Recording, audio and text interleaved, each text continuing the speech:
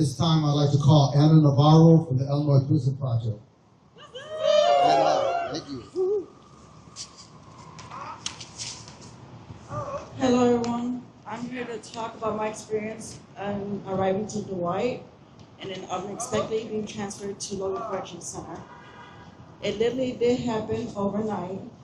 They grabbed you, put you in a cell with the other doors open, strip search you, where you can see the other person getting strip searched.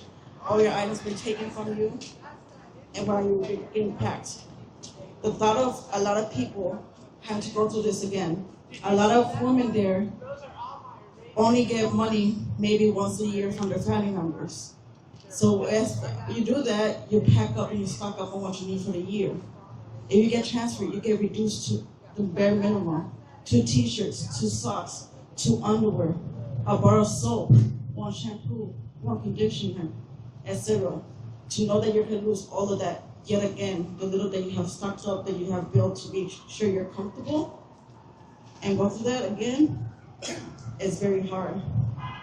Knowing that again, you might face that you won't get your medication that you need, that's for your heart or whatever, till 3, 4 o'clock in the morning, because that's what we did and suffered through for 2 to 3 weeks when we were running to Logan. We weren't getting our meds. We were getting our meds at 2, 3 o'clock in the morning, and then again, turn around and get our morning meds again at 5, 6 o'clock in the morning. There's no time between medications. There's no time for you to even take that break that you're supposed to with food or anything. The fear that I hear from the phone calls I get from my family, because that is what they are. A lot of them are my family, they're my friends. The fear that they're feeling, the uncertainty that they're feeling of, am I going to get separated from the person that I have built this bond with, that's connection, because that's all you have in there, they cry.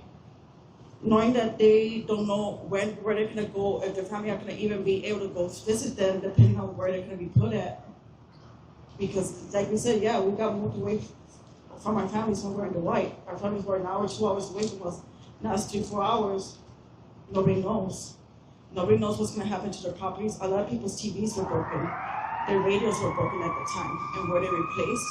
No, they were not. A lot of us went a whole month and a half without contacting our families because the phone systems weren't working. A lot of us didn't get our pins that we needed to be able to call.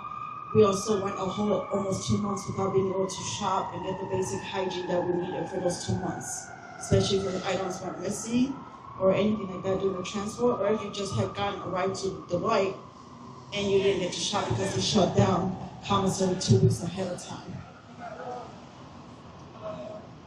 That power and control dynamic that happens during the transfers is very traumatizing.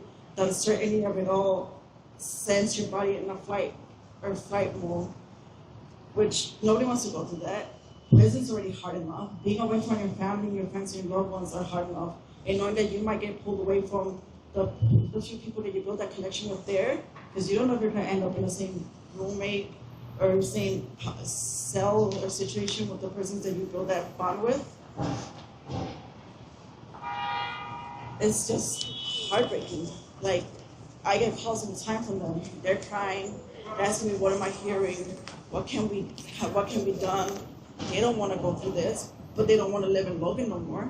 It's falling apart. It was falling apart when I was there, and I left there 3 years ago. The walls were caving in, asbestos was falling in from the ceiling. There's black mold leaking in when it rains. Black mold is dripping into the walls. Like I said, and when I was working there, the heat wasn't working. The heat constantly would go off for 2 weeks in the middle of December. With no heat, no nothing. And they was even said that around this time, this year, that system was going to shatter and fall, and there was not going to be no more heat for the women in Logan Correction.